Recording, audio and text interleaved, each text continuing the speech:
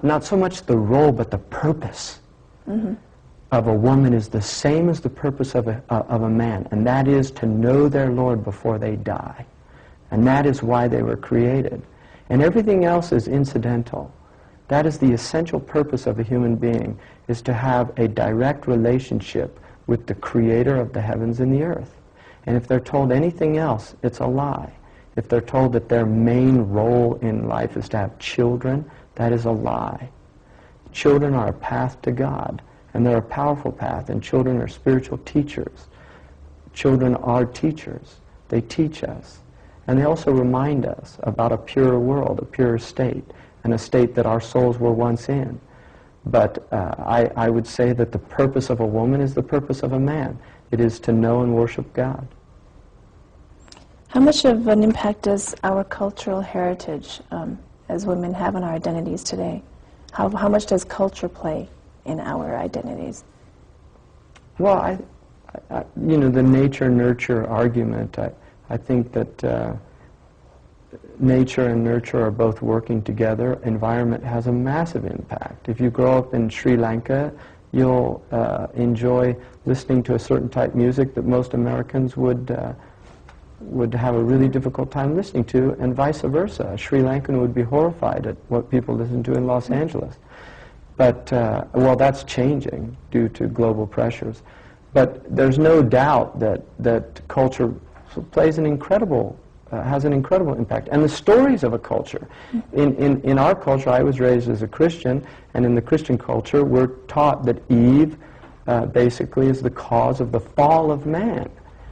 Which is alien to the Islamic belief, but it's central to the Christian belief, and this is why many Christian women, or post-Christian women, have abandoned Christianity, because they don't like the idea of praying to a father. They don't like the idea of a male God.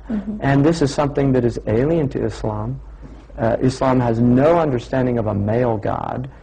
God is beyond male and female. God's attributes are exalted beyond human attributes. We don't anthropomorphize God.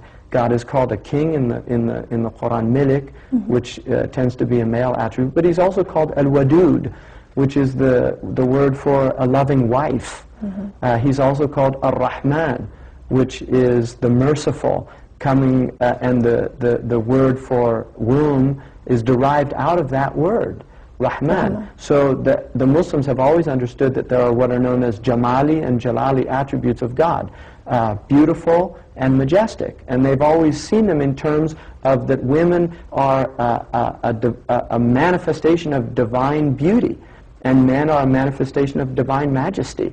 And outwardly and inwardly it's reversed. Inwardly, women have divine majesty as the attribute that's manifesting in them, and inwardly men have divine beauty. That's the way it's supposed to be. I mean, these are healthy. I'm talking about healthy cosmological understandings when people are living as Adamic people. But one of the things that can happen to human beings, according to the Quran, is they can be reduced to lower than animals. And you see it out there. Look at human beings out there. Look what there's a billboard now for a movie that shows a man with holding onto the tail of an elephant, and it's the whole idea that human beings are animals. Who's telling them that? And what do they have behind that? Hollywood is a whole other program, I think, because well, Hollywood is, I think, you know, they say artists are the antennae of society. Hollywood is letting us know where we're going. They're a symptom. Hollywood is not the disease. Hollywood is a symptom. The fact that we have allowed these things to permeate our consciousness. How do you think we have allowed that to happen? Well, Hollywood can't exist if people don't buy the tickets to their films and watch the programs and buy the corporate rubbish that the people that own them sell. Do you think that if Muslims became more involved in Hollywood that things could change? No, I think it's a horrible thing. Hollywood will change them. They won't change Hollywood. American Muslim women are beginning to pick up a momentum of being more involved in the public arena, to have their voices heard. And you may see this as our wish to become more like men. However, is it wrong to be seen in the public eye if our intention is to do good for the ummah? Well, I mean, you're putting those words into my mouth. I wouldn't see it as becoming more like men. I think women have responsibility. In fact, I personally believe that if women don't have indignation about what's happening to their children, about what's happening to their societies, and if that indignation does not motivate them to literally do some serious measures, to take serious measures to enact a change, then things will get worse. I think that women have immense power and immense potential to do good and to be a transformative element in society, and women are half the human condition, and there needs to be more female influence on the world. I think part of the problem with the world is that there's been too much male dominance, too much male influence, and it's had a very unhealthy impact. We call the earth Mother Earth, and that's not a Western idea, that's actually an Islamic concept as well. The Prophet Muhammad ﷺ in a hadith in Tabarani said, "This earth is your mother." And I think the fact that raping and pillaging of the earth, which is going on right now all over the planet, is symptomatic of aggressive male energy.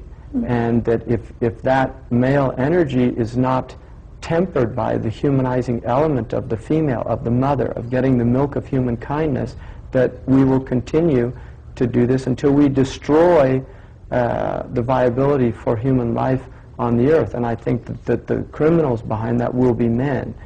They will not be women, unless we see women as complicit in the crime by their silence. So I don't believe that at all. I think women have to do something, and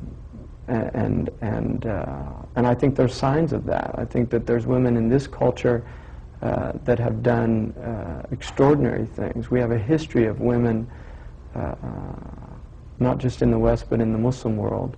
That there's a beautiful story of an Andalusian woman. She was a poet who was so distressed by the tyranny of a governor in her province that she wrote a poem to the caliph. And in the poem she said, "What do you say about a shepherd who's eating his flock?" And the poem was so powerful, she sent it through a messenger to the caliph, and when he read the poem he was moved to tears, and he actually went to that city and ascertained indeed that the governor was oppressing the people, and he removed him, and that was from the poem of a woman. That is a beautiful display of political dissent at the highest levels, and shows you the sophistication of the people, not just the men, but the sophistication of the women, to actually protest in poetry, and to have that poetry move the ruler to the degree that he would do something, is a testimony to what type of people they were. Let's talk a little bit about issues where women seem to not have as much power, as you could say.